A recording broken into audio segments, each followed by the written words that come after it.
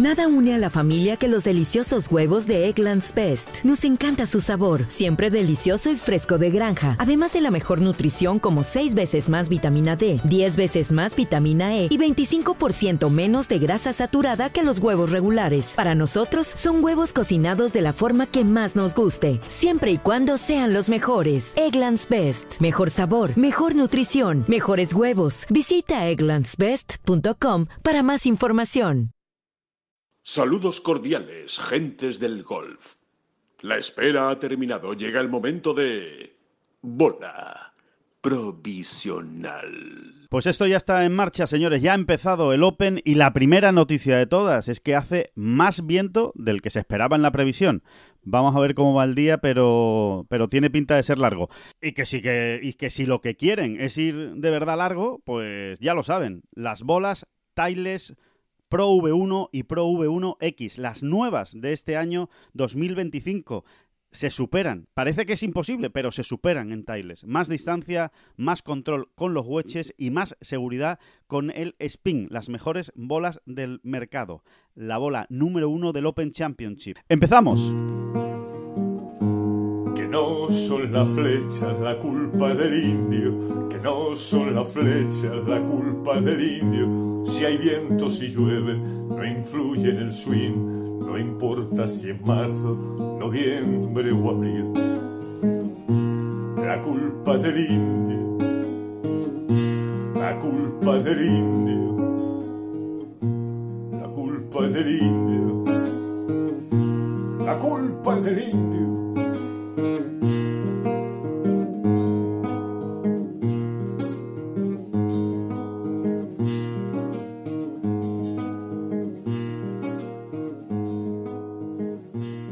Hola, ¿qué tal? Muy buenas, saludos a todos y bienvenidos a esta bola provisional de jueves 17 de julio. Es el día en el que ha empezado ya está en marcha el Open Championship, la edición número 153 en Royal Portrush. Empezaba a eso de las 7:30 de la mañana, un poquito después, 7:35 de la mañana, hora española. Y lo que tendremos y lo que te rondaré, Morena, de lo que queda de juego. David Durán, muy buenas, ¿qué tal? ¿Cómo estás? Sí, la primera en la frente, ¿no? Que viene usted a un links, hombre, que viene usted a Irlanda del Norte, que viene usted a las islas. Que no se fíe de nada, ¿no? Que no se fíe usted de nada. Usted, que aquí los partes van a algún lado, los sirven partes aquí no van a ningún lado. Los partes aquí no van a ningún lado. Pues no sé, no. Y los partes a David, es cuestión de gustos. David, los partes solo sirven para especular los días anteriores, me da la sensación. Y ya está, es para lo único que sirve. Sí, para una pequeña idea. Bueno, sí, es verdad, ¿no? Fíjate. Es que es la primera en la frente, no es una manera de hablar. O sea, fíjate si estarán tratando de afinar y al fin y resulta que te encuentras el primer día, las primeras horas de juego, un viento que no había salido en ningún lado, ¿no? Porque está soplando, ¿eh? Sí, está soplando. Pues a 30 kilómetros por hora en según qué zonas y en según qué momentos, pero que esto no se había dicho. Totalmente, esto no se había dicho y de hecho en el último que han dado, que ha sido el de este jueves por la mañana, pues poco antes de empezar la jornada, aquí ya sí se empezaba a reflejar un poco que el viento pues que había cambiado, lo han subido un poquito, en la última previsión lo han subido un poquito, pero en la de ayer por la noche ya les digo que no era así, o sea, empezaba la mañana más o menos tranquila, sí, con viento, pero no, como dice David, de 30-35 kilómetros por hora, que no tiene nada que ver en un links. Nos ha fastidiado, esta mañana se han levantado y han dicho: McGregor, súbeme la intensidad del viento, que parece que está soplando.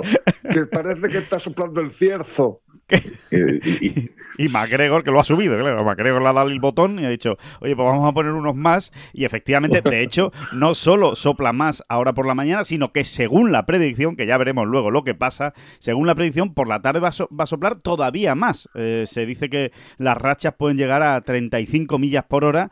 Que cuidado, 35 millas por hora ya estamos hablando de una cosa muy seria. Y eso significa, pues que evidentemente no son las mejores noticias para los españoles, que salen precisamente pues a partir más o menos del mediodía. El primero que sale es Jon Rahm, que sale poco antes de las 11 de la mañana en España. O sea, ya casi, digamos, acercándose al mediodía, que es cuando se supone que suben esos vientos. y Sergio García y Ángel Hidalgo, que lo harán a partir de la 1 y a partir de las 2. O sea que sí, que en teoría, las mayores las mayores rachas de viento, la mayor intensidad de viento la van a vivir los españoles durante su vuelta. Bueno, no es una buena noticia, así, en principio, pero bueno, es que está soplando desde ya. No está siendo fácil. Entonces, bueno. Y luego ya es una cuestión de gustos, pero a mí un Open ventoso, pues como que siempre me parece más que razonable. Más que razonable me parece bonito, ¿no? Sí. O sea, apropiado, ¿verdad? Apropiado. Es lo que sí, pega, ¿no? Es lo que pega en un Open, ¿no? Sí, también pega la lluvia, mucho, ¿no? Pero un Open absolutamente calado, de principio a fin, acaba siendo agotador, las cosas como son. Y aquí sí que de verdad o sea, me pongo en la piel del aficionado. O sea, esas 280.000 personas que van a cuidar a lo largo de toda la semana, es que es un rollo. Y eso que ellos lo llevan fenomenal, sí, los de allí. O sea, no, de allí, toda la vida. Exactamente, o sea, tienen una naturalidad para... Vamos, que es que no, que además que es que allí es verano, ya, tú te puedes estar congelando de frío y ellos dicen, y en su cabeza se les ha metido que ya empezó el verano el 20 de junio y es verano. Entonces pues van con unas chanclas y lo que haga falta. Sí, manga corta, no tiene ningún problema. Manga corta, por supuesto bermuda, pantalón corto, y si te mojas, pues ya te secarás. Es que esa es su teoría. Si te mojas, ya te secarás. Sí, de hecho, el mundo pantalón corto en días de lluvia yo lo descubrí demasiado tarde. Y efectivamente, si no hace mucho frío, es lo mejor, en realidad. Claro. Ir con pantalón corto y que te caiga el agua, ¿no? Es casi al final lo mejor. Pero incluso para ellos acaba siendo un rollete, ¿eh? O sea, todo el día lloviendo, ¿eh? Porque al final te mueves peor por el campo, porque al final siempre hay mucho paraguas abierto y eso pues claro, dificulta la visión, dificulta moverse, dificulta todo, es muy incómodo. Moverse, dificulta exactamente, ¿no? Entonces también es muy digamos muy natural que llueva, pero yo puestos a elegir siempre viento. Sí, sin duda. Por cierto, que en principio el inicio ha sido espectacular en cuanto al tiempo. Sol, casi ni una nube en el cielo. Cuando pegaba Podri Harrington ese primer golpe en el tee del 1, por cierto, Verdi de Harrington en el 1 para empezar, como si nada. Y sin embargo sí se ha ido nublando con el paso del tiempo. En fin, que vamos a tener de todo, que va a llover. Prepárense porque lloverá y en ocasiones dicen que puede llover con fuerza, así que bueno, que va a haber de todo. Va a ser un Open Championship con un poquito de todo y sobre todo, y lo que decía David, que yo creo que es muy interesante, en principio va a ser ventoso todos los días. Así que, mira, por ahí eso que nos llevamos. Y cuidado con el inicio del Open, porque es que el hoyo 1 es tremendo. Es tremendo la dificultad del hoyo 1, sobre todo del golpe de salida, ¿no? Es increíble, ¿no? Porque llevas todo el año esperando este torneo, llevas todo el año esperando clasificarte para el Open, llegas al Open, llegas aquí a Porras y tienes que pegar el primer tiro en una salida realmente muy tensa, con fuera de límites por la izquierda, fuera de límites por la derecha, y se está viendo, ¿no? Está siendo un hoyo muy complicado, que está dando muchos bogies, incluso ya ha dado un fuera de límites, y alguno más que van a caer, evidentemente, durante el día. En fin, que es una puesta en escena como, mira, que aquí está el Open, que ya has llegado y que entérate de lo que va esto, ¿no? Sí, y en realidad es una paradoja, pero que los jugadores de golf entendemos perfectamente. O sea, lo que afecta a la cabeza fuera de límites por ambos lados. Totalmente. Porque al final acabas agarrado al palo y no hay nada peor para luchar contra los fueras de límites que ir agarrado al palo. Porque es que yendo agarrado al palo rara vez la bola sale recta. Es verdad. Pero por mucho que te lo digan, dicen, no, precisamente si aquí tienes fuera de límites por un lado y por el otro, lo que tienes que hacer es ir suelto y a ver quién es el guapo, ¿eh? A ver quién es el guapo. Claro, totalmente, ¿no? Entonces, y es divertido, es divertido. La teoría es preciosa, Sí, ve suelto, ¿no? Y ahora póngase usted ahí. Deja las manos libres en lo alto del backswing. Eso está a la mierda, hombre. Póngase usted ahí, deje de hablar y póngase usted ahí en el tee del 1 y pegue el golpe, ¿no? Porque sí, realmente es muy complicado porque, hombre, al final cuando solo hay fuera de límites por un lado, pues tiendes a apoyarte por el otro lado, tienes un poquito más de margen, en fin, te sientes un poco más tranquilo. Pero claro, aquí no hay tranquilidad, aquí es bola recta, para adelante, y aparte que si no te vas fuera de límites, tanto por la izquierda como por la derecha, te espera un RAF curiosón, ¿eh? O sea, que no es que te vaya, que no es que dicen, no me he ido fuera de límites, pero bueno, estoy ahí. No, estoy ahí, como no la pongas en calle, están cayendo realmente muchos bogies precisamente por eso, ¿no? Sí, es un RAF de esos. Se ha visto perfectamente la toma de la bola de Jordan Smith, que se ha ido en el 1 por la izquierda, al RAF. Y, bueno, esta típica toma que da mucha información, ¿no? Y que se viene haciendo en los últimos años en muchas retransmisiones de golf, de enseñarte una toma así cercana y cenital, cómo está la bola en el RAF, ¿no? Y verdaderamente es gracioso cuando te vas al RAF en un links, concretamente en este links, ¿no? En Royal Portrush, porque te acercas a la bola, la ves y lo que ves son 27, es lo que parece, ¿no? 27 tipos de hierbas distintas abrazando tu bola. O sea, es como un poquito de grama, un poquito de heno, un poquito de una planta que no sabes qué es eso. Perejil, te puedes encontrar en un momento dado. Sí. Es muy gracioso porque dices, Dios santo, cómo se ha puesto aquí, ¿no? Totalmente, porque además que no sabes efectivamente cómo va a responder, ¿no? La verdad es que es divertido cuando se hacen esos primeros planos en el Open. Y bueno, y vamos a ver qué es lo que ocurre, ¿no? En esta primera jornada. Mira, ya te suelto el primer dato, David, para los que piensen o los que estén como aterrizando al Open, ¿no? Diciendo, bueno, espérate, esto es la primera jornada, vamos a vivirlo con un poquito de tranquilidad, que queda mucho por delante. Fíjate, de los últimos 20 ganadores del Open, todos ellos estaban después del primer día a 5 golpes del liderato. Así que no se puede uno despistar ni siquiera en la primera jornada del Open. Hay que hacerlo bien. No. Eso es una filosofía muy Tengol. Exacto. Y hay que recordarlo. Al revés. O sea, si usted tiene dudas, ¿qué me pierdo? La jornada por trabajo. A ver, estoy haciéndome la agenda de la semana. ¿Qué me pierdo? ¿La jornada del jueves o la del sábado? Pues yo te diría que te pierdas las... A ver, no se pierda usted ninguna, por favor. Preferentemente. Pero, a ver, lo que quiero decir es que el jueves, que uno parece que se lo toma, pues eso, manga ancha, ¿no? Ya me iré metiendo en faena. Pues no, porque el jueves es vital. O sea, puede que sí, puede que no, pero puede que ese +3 de Guido Migliocci, ahora mismo que estoy mirando en el hoyo 6, sea absolutamente, le condicione absolutamente ya toda la semana, ¿no? Sí, puede ser ya letal, ¿no? Tiene muchos hoyos. Puede que ese +2 de Cameron Smith después de 5 hoyos realmente acabe siendo decisivo y lo veamos a final de semana. Puede que no. Y estamos hablando de Cameron Smith, además, ¿no? Que es un tío que te hace 5 birdies seguidos en el campo que tú me digas, el que tú señales. Y se queda tan ancho. Y se queda tan ancho, ¿no? Pero que es así, ¿no? Realmente hay que es muy empezar importante bien. Todo lo que está ocurriendo ya. Sí, es muy importante, es realmente muy importante. Y fíjate, una de las cosas que más me ha llamado la atención de estas, 2 horas, ¿no? Cuando estamos grabando este podcast, sí, 2 horas se llevan más o menos, ¿no? Casi de juego. Me está llamando la atención lo que le está costando a muchos jugadores, es algo generalizado, no a todos, evidentemente, pero a muchos, la lectura de los greens y pillarle la velocidad a los greens, ¿no? Cómo se nota que no es lo mismo, que los greens del British, los greens del Open, los greens de los Links tienen otra velocidad y, por ejemplo, pues ya hemos visto un par de tripateos de Harrington, hemos visto un tripateo de Cameron Smith, que eso sí que es casi como ciencia ficción, que Cameron Smith te tripatee en un hoyo, o sea, que está costando hacerse a la velocidad y esa es otra de las claves esta semana, ¿no? Quien le pille el punto a los greens lo antes posible porque no son las velocidades habituales con las que juegan estos señores durante el año. Sí, así es y cuesta, ¿no? Cuesta lo que te cuentan muchos jugadores es que cuando llegas esos días previos a un links, pues pongamos por caso esta semana, ¿no? Como que en principio no te cuesta demasiado acertar la velocidad y dices, bueno, le pillas el tacto, vamos a decir, relativamente pronto, ¿no? Sí. Sin embargo, luego en competición es donde todo se te puede ir al carajo, hablando mal y pronto, en el primer green, ¿no? Porque hay que atreverse a pegarle a la bola, por ejemplo, ¿no? Claro.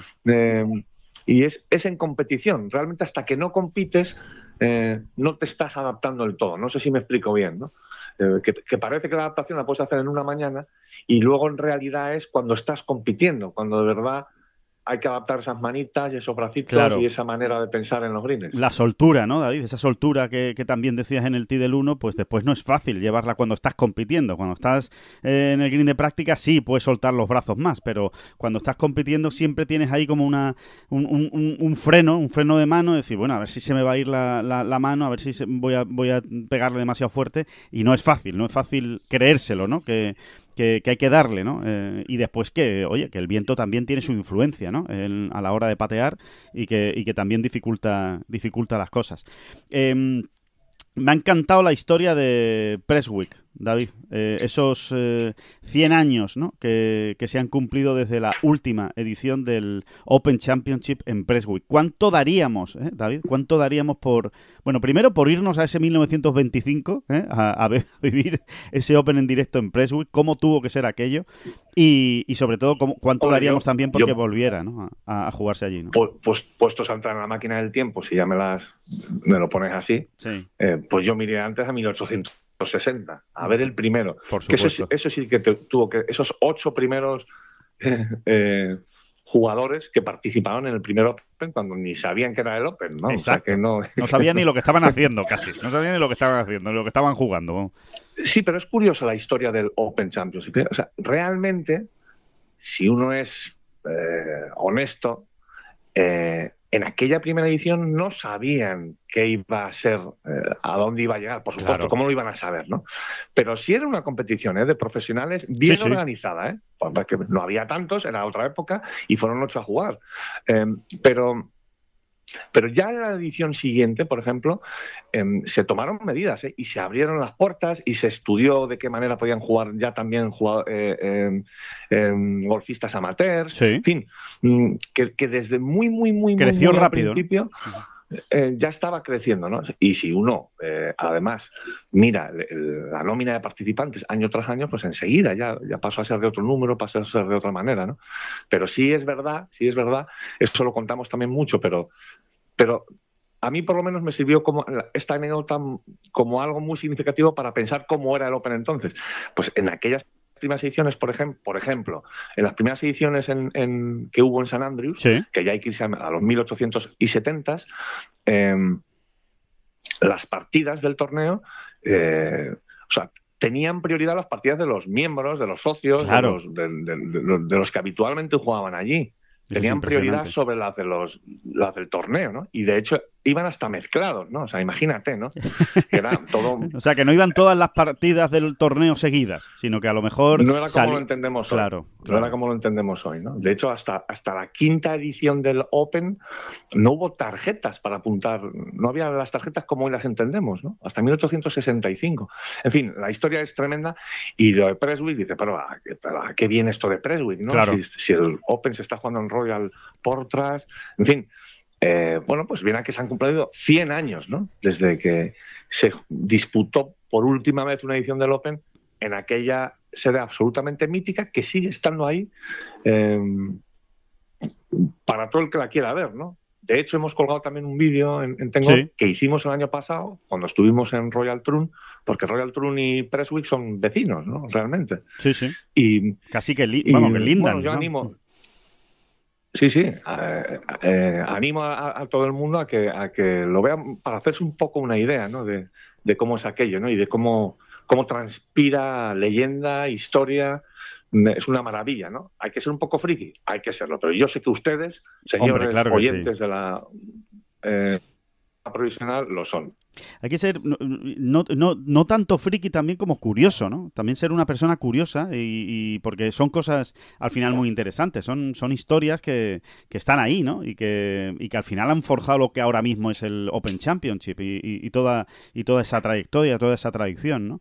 Por cierto, aprovechamos, David, para romper una lanza, bueno, o para recordar, ¿no? La figura de Bernard Darwin, porque no por nada, sino porque aparece aparece en ese artículo, yo les recomiendo que lo lean, pero simplemente comentar que seguramente él no sería consciente de lo que en ese momento estaba haciendo, pero es que gracias a él y a otros, pero sobre todo a él, ¿no? Que fue casi pues un cronista del Open, ¿no? De esos primeros años del Open, sobre todo del primeros del siglo XX, ¿no? Bueno, gracias a él tenemos mucha información de lo que pasaron en esos Open Championship, en esos primeros Open Championship, donde evidentemente pues no había los periodistas que hay ahora, no había los medios que hay ahora, en fin, que les vamos a contar, ¿no? Pero para que se hagan una idea, pero había ahí un señor que iba siguiendo, que iba preguntando, que se iba informando, que hablaba con uno, que hablaba con otro, y que al final pues te contaba lo que había pasado allí, y gracias a eso sabemos muchas cosas de esos primeros Open que son absolutamente deliciosas esas historias. Bueno, y lo que ahora, estas veces que nosotros nos ponemos así un poco estupendos, decimos, bueno, vamos a contar cosas de la trastienda que hemos ido recogiendo aquí y allá, que nos ha contado uno, nos ha contado otro. Bueno, eso ellos lo hacían también, pero de otra manera. Y de hecho, este reportaje en Golf está tirado por la profecía de Bernard Darwin, que era un cronista de The Times, entre otros medios, ¿no? Y él, después, una vez acaba el Open, dice, dudo mucho que deba volverse a jugar un torneo aquí. Fue su profecía, ¿no? Sí. En Presswick. Y no se volvió a jugar, ¿no? Pero yo estoy absolutamente convencido de que eso él lo escribe o lo afirma con tal rotundidad porque lo ha escuchado ya, porque ha estado hablando con unos, con otros, la gente echándose las manos a la cabeza. Bueno, vamos a contar rápidamente que dejó de jugarse en Presswick porque se quedó... estaba excesivamente constreñido todo el espacio allí, ¿no? Y claro, el Open fue ganando vuelo, claro. y era ya muy popular, perdón, el golf era muy popular. Y de hecho en esa edición, pues en la última ronda había más de 15.000 personas en Perú y no se podía. Es que no se podía jugar porque ya no se podía mover la gente. Claro. Y que interferían en el juego, verdaderamente, ¿no? Sí. Y bueno, pues hasta ahí llegó, ¿no? Sí. Y después también habla Bernard Darwin del comportamiento, ¿no? Que me hacía mucha gracia el símil, ¿no? La metáfora, y decía Bernard Darwin, bueno, en algunos casos el comportamiento era como la de un minero en su día libre, ¿no? Por la celebración, ¿no? Por la manera de vivirlo y la fiesta, ¿no? Digamos, del Open, y hubo jugadores que se quejaron, ¿no? De ese comportamiento, etcétera, etcétera. Bueno, lo pueden leer porque merece la pena y al final es historia, ¿no? Del Open Championship. ¿Volverá algún año el Open a Presswick? ¿Crees tú que se conseguirá la manera de que se pueda meter un Open allí, al fin y al cabo, en el origen de todo? No, creo que no, creo que es imposible, ¿no? Pero imposible porque no hay espacio, ¿no? Material. No lo sé, o deberían renunciar a vender según qué número de entradas. Claro, y eso sí que es imposible. Si el Royal Alliance hiciera ese esfuerzo, pues igual sería bonito. Es verdad que ese año perderías pues, con mucha gente allí, ¿no? Viviendo in situ, que es una experiencia realmente inigualable, única en tu vida, ¿no? Pero a lo mejor como homenaje, no sé, en la edición 200, a lo mejor podrían hacerlo, ¿no? Sí.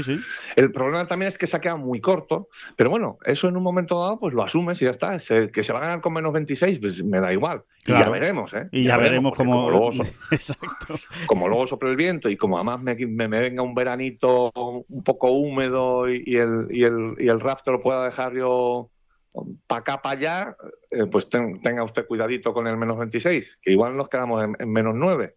O sea, que esto, que siempre hay maneras también, ¿no? de acondicionar un campo.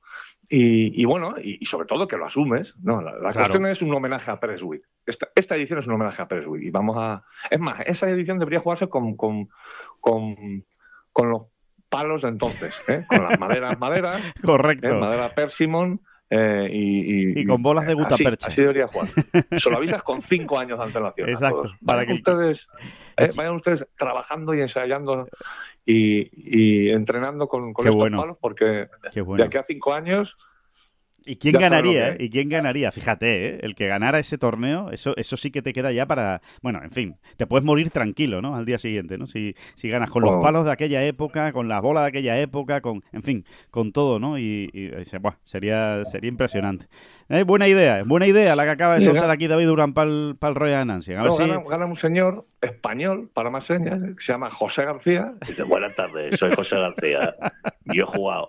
Que se va clasificando a través de todas las previas. Buenas tardes, soy José García. Vengo a jugar la previa de... ¿Es aquí? Sí, es aquí. ¿Traen usted sus palos de Percy? Sí, aquí están mis palos. Son con los que he jugado toda mi vida. Y el tal José García les pega una paliza a todos tremendo, ¿no? Pues eso. Que José García, no apunten ese nombre por si acaso. Que ¿Dónde está el Tidaluro? Que me voy para allá. que hablando precisamente de... Esto aquí ahora empieza. ¿A qué hora salgo? ¿A qué hora salgo yo?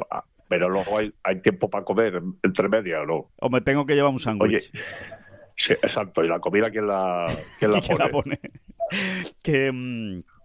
Que te iba a decir, no, que hablando precisamente de entradas y demás, me quedo con dos datos. Ayer tuvo lugar, el miércoles tuvo lugar la tradicional también rueda de prensa del Royal Ancient con el nuevo presidente del Royal Ancient, que es Mark Darbon, que ha sustituido a Martin Slambers, que llevaba ya bastante tiempo, y bueno, ha sido su primera, ¿no? Es su primer Open y por supuesto también su primera rueda de prensa. Y dejaba un dato que me ha parecido me ha parecido increíble, ¿no? ¿Sabes cuántas peticiones de entradas ha habido para el Open Championship? No cuántas se han vendido, sino cuánta gente ha intentado comprar una entrada del Open Championship. Es que es impresionante el dato, ¿eh? Es impresionante, ¿eh? Es Proceda con el dato. 1.200.000. 1.200.000. Y aquí, Sí, en sí. este Royal Porras, van a entrar 280.000. O sea, estamos hablando de una cuarta parte de la demanda es la que puede acceder al Open Championship. Y Royal Porras es la edición, este año va a ser la edición de más público de la historia del Open al margen de St. Andrews, que se lleva la palma siempre y que supera en ocasiones, casi siempre, los 300.000 espectadores durante la semana. Bueno, pues fíjense, solo 1 de cada 4 que quiere acudir al Open está pudiendo ver en Royal Porras esta semana el torneo, ¿no? Para que, en fin, valorar también lo exclusivo que es al final, ¿no? Ver un torneo de estas características y que no todo el mundo tiene la posibilidad. No me impresiona tanto. A ver, me explico. 1.200.000 peticiones, pero ¿y todos los que ni siquiera han hecho la petición porque estaban seguros de que iba a ser imposible? Ese es el número importante, porque es que probablemente haya 5 millones de personas en el mundo o más que hubiesen estado dispuestos a viajar y a ir al Open, ¿no? Lo que pasa es que al final eso ponerme en cola, los sorteos de entradas, en qué fechas, en fin, todo es un poco lío, ¿no? Pero si tú preguntases uno por uno, te salen más de 10 millones a lo mejor, ¿eh? Totalmente. Que lo verdaderamente... Buenas tardes, perdóneme, es que soy José García. Pero usted no estaba jugando la previa. Que me he quedado,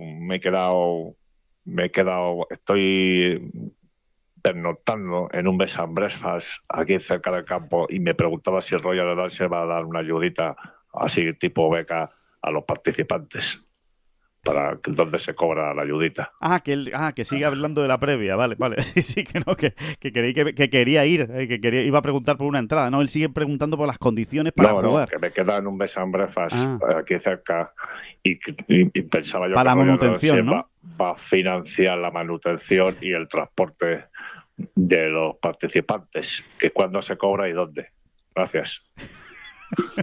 Bueno, pues nada, a ver si alguien le responde a don José. Que don José ni sabe lo que es un shuttle. Claro, imagínate. Igual está puesto en el cartel, en el bed and breakfast, en la entrada, pone shuttle a tal hora, pero claro, igual él no lo sabe. O sea que, en fin. Que eso, ¿no? Que impresionante el número de entradas. Y después, otro de los datos con los que me quedo de la rueda de prensa, que tampoco tuvo mucho interés, ¿eh? La verdad es que no tuvo mucho interés porque me imagino que porque era la primera comparecencia ante los medios, porque era...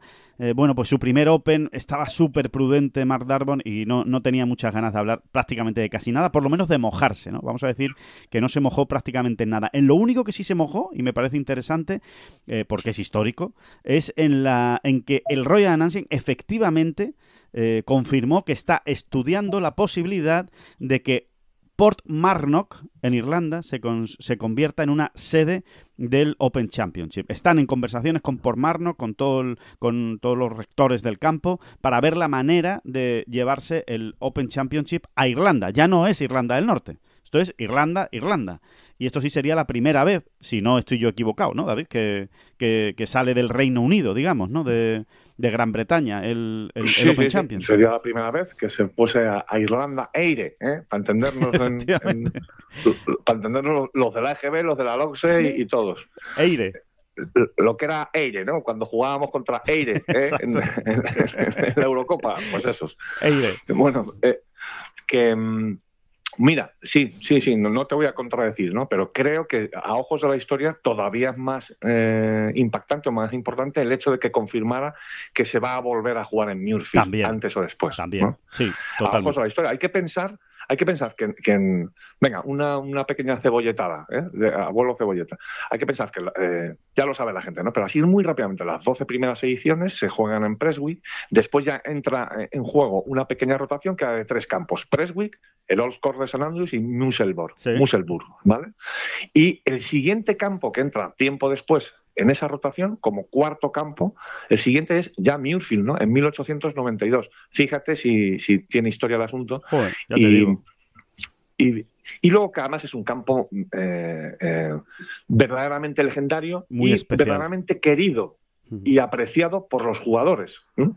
Muirfield tiene algo, ¿no? Tiene algo muy especial. Y bueno, como plaza histórica, mítica, pues yo creo que es muy importante que se recupere, ¿no? Que se recupere.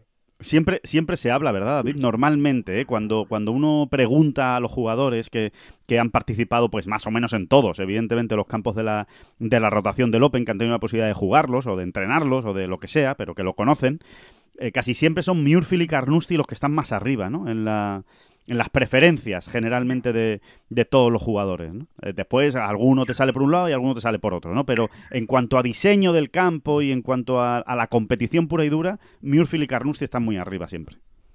Sí, un poco también en cuanto a dificultad, ¿no? Y como al final muchos de los que hablan de este tema son grandes jugadores, pues ellos prefieren escenarios un poco más complicados. Pero ya sabemos que la dificultad en el Open al final la pone sobre todo el parte meteorológico, el tiempo, el viento. Exacto. Es así porque el Old Course de St Andrews puede ser tu amiguito y al día siguiente deja de ser tu amiguito y se convierte en un monstruo de 7 cabezas que te empieza a dar sartenazos y no sabes por dónde te vienen, ¿no?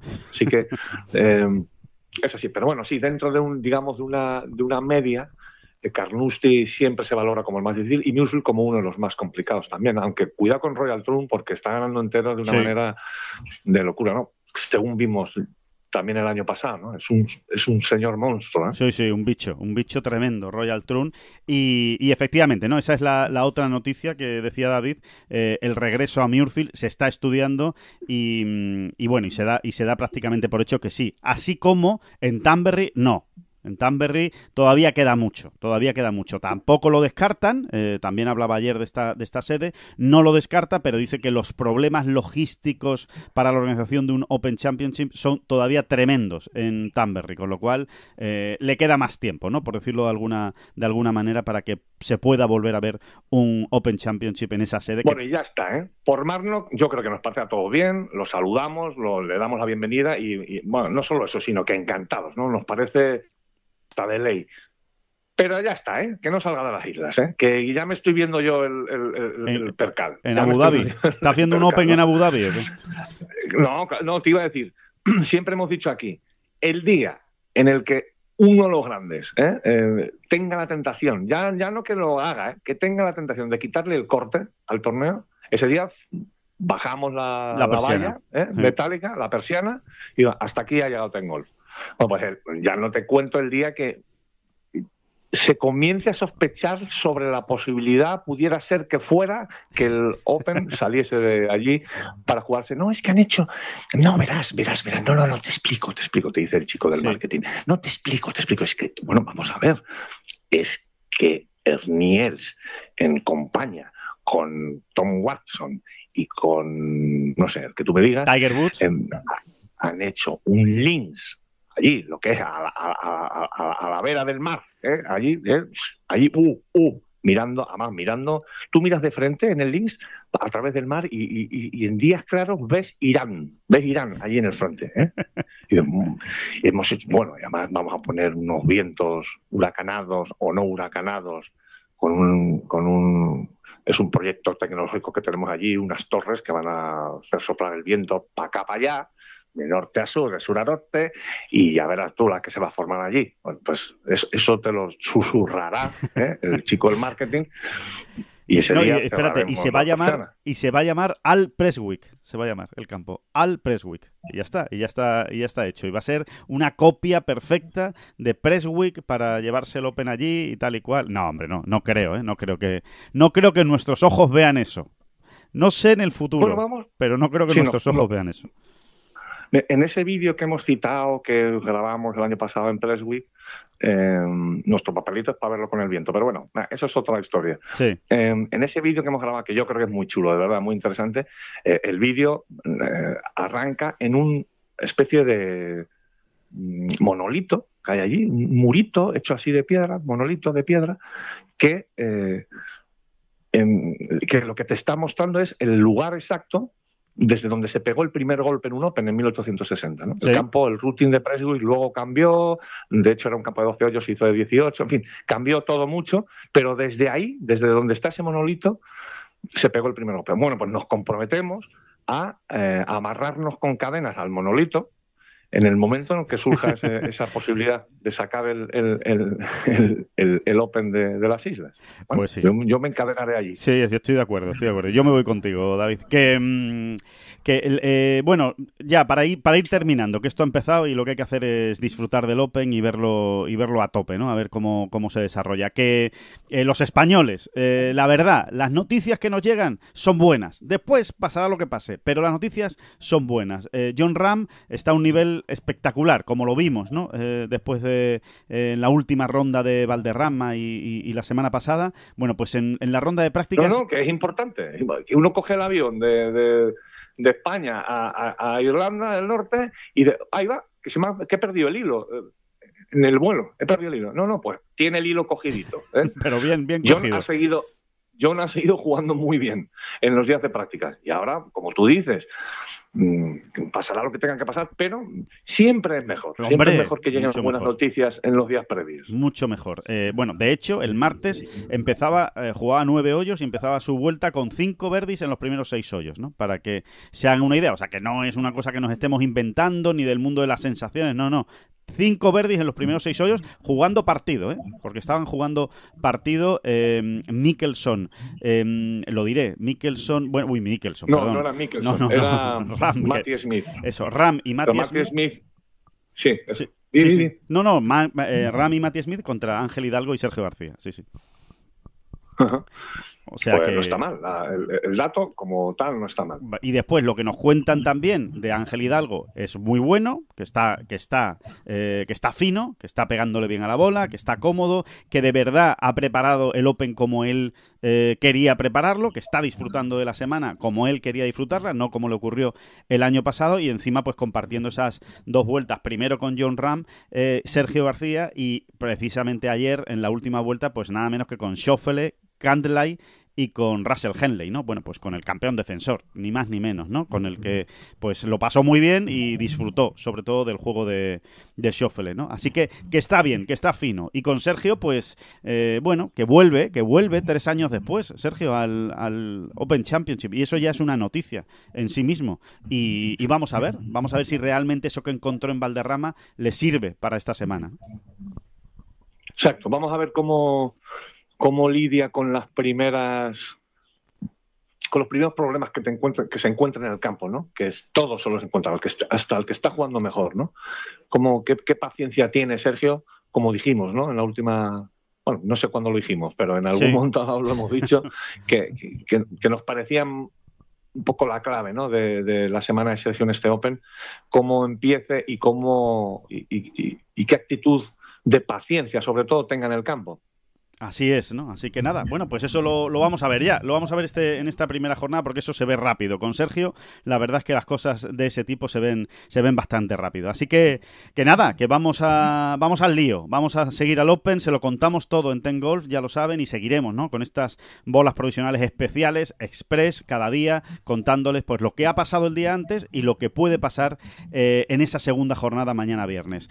Nos vamos, no sin recordarle que semana de Majors, semana de Titleist en Ten Golf, en la bola provisional, siempre con nosotros. Titleist, el número 1, las bolas número 1 del mercado nos acompañan en los grandes acontecimientos, con sus nuevas bolas Pro V1 y Pro V1X, la mejor bola del mercado para ser todavía mejor jugador, con más distancia, más control con los hierros y más seguridad con el spin. Muchísimas gracias a todos por estar ahí y muchísimas gracias, David Durán. Adiós, hombre, adiós.